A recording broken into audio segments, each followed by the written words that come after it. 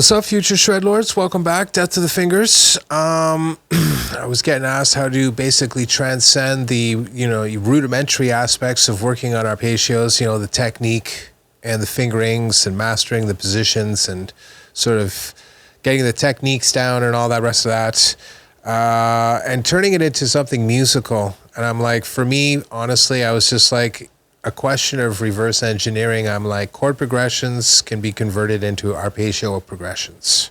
And since I know how these songs are going to sound, these chord progressions, if you will, I know how the arpeggio sequence should sound roughly when I do it right. And so I can practice these sequences and turn them from like something that you would practice with a metronome into something that you heard at the beginning, right?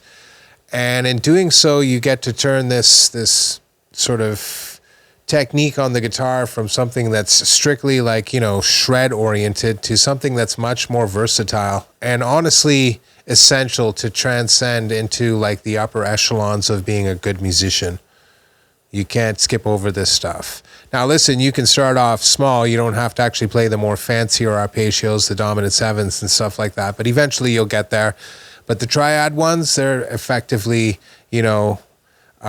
kit and caboodle with any sort of basic understanding of playing the instrument. I mean, there's no getting away from that.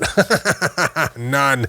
So you have to learn those inversions and all the rest of that stuff. And that's job number one, is just going through and learning the inversions and then breaking down the chord progression. I'm looking at this one here, A minor, standard, root, right at the 5th fret for a minor triad. Then obviously, I'm looking at the next chord here, A minor with a G in the bass. I'm like, what is that as an arpeggio? You know what I mean? Like that. I know what they mean. Just play the A minor triad, but then add the bass. But how do I play that as an arpeggio? Right? So you start with the A minor triad, and you're like, that's A, C, E. And then I tack this G on at the end. That gives me effectively A minor 7. So when it's A minor with a G in the bass, that's really A minor 7 in the 3rd inversion. So I just move a whole step down to what would ostensibly be the Mixolydian position comparably to where I was playing in Aeolian, starting off with the A minor, down to the A minor 7 played at the Mixolydian position, and boom, I can use the inversion that exists there, the 3rd inversion, incidentally.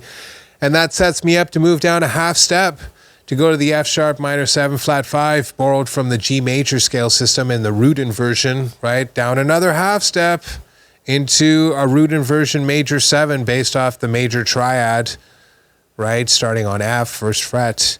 So I think you're getting the point here. There's this immediate connection where I'm moving from the 5th fret down to the 3rd fret, down to the 2nd fret, down to the 1st fret, right? And then it jumps back up to 7. And then I'm going to go to 3, and then I go to 2, and then I jump up to 4. But they're all very closely related. That's the next one, is that each one of these shapes should be played as closely to the next one required, if you will. So moving from the A minor to the A minor 7 in the 3rd inversion has got to be as tight as possible. Now listen, that's already tight. That's as close as you can get it when you know the theory. But let's say you want to move from that one there down to the minor 7 flat 5, the F sharp. Well, there's a couple choices. You could jump back up to the A there and play it in the 1st inversion, but that might sound very weird. You know what I mean? So the obvious one is just to move down to the 2nd fret and play it in the root inversion. And there it is again. That comes with experience and just practice. You might want to try both of them and be like, that's why you don't move back up there and play it here. Now, maybe in certain instances you're like, break the rules, but I'm talking about generally speaking, right? That's going to be a personal preference thing later on when you're sort of mastering it. Now listen, and if it doesn't sound like it makes logical sense when you hear it musically speaking, when you're playing these sequences, you're doing something wrong. And that doesn't mean because you're not playing them fast enough. You should get them to a relative speed, and then it should sound relatively musical too. Right? Even slowly. It's actually better for you if you do it slowly.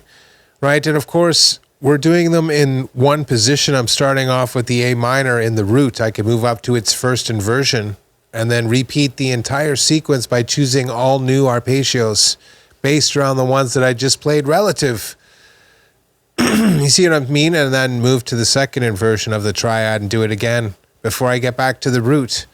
So I can do it 3 times before getting back to the start again, and I could do it one more time. Just moving down the whole time. So another 4th variant of the exact same sequence. So that's what I'm talking about is once you get the arpeggios down, you can then create this monster exercise where you just repeat this chord sequence 4 times. And it'll take you like probably a good 5 minutes to get through the whole thing if you're playing it like with few errors, you know, like as cleanly as possible. That's the gold standard, obviously. And so there, you know what I mean? It just keeps building up. Now, I only did it in the first one, obviously, but doing them in all the positions is going to be very helpful. You could keep going, of course. You could then start to do them on the A string, but that's relatively unnecessary because ultimately you'll find out that that's just repeating the same sequences you did before. But it's good to do that, to be like, oh, look, this root here from the low E ends up starting on the A in the Mixolydian position. If you understood what I meant there, it means move to the A string and then start that. But then you have to bar because of the tuning between the G and the B string, so it looks slightly different than what it looks like when you started on the low E string. You see what I'm getting at there? Like there's subtle differences, but you start to understand why those things happen. And why there's this, but you're like, those are the exact same arpeggio. It just looks slightly different because of the way the guitar works. Unless you're tuning in fourths, and that's a whole nother thing. Okay, so I mean, these are real world sort of considerations, but there's all the homework, right? First is tracking down a song that you're going to be able to play, then converting it into arpeggios. Even if you have to math it out, go look at the shapes on the internet, then practice them up, and then listen to the song, and then play the arpeggio sequence. And if you get real involved, you can play the entire song using arpeggios. The verses, the choruses, the pre-choruses, the bridges, just arrange it into something, you know what I mean? And you'll have a really good time. And it's an amazing practice session too. So at the end here, you'll hear me just do it really slowly. Of course, going through each one of these arpeggio shapes. And then just try working on them for yourself. You know, this is more the practice-oriented one.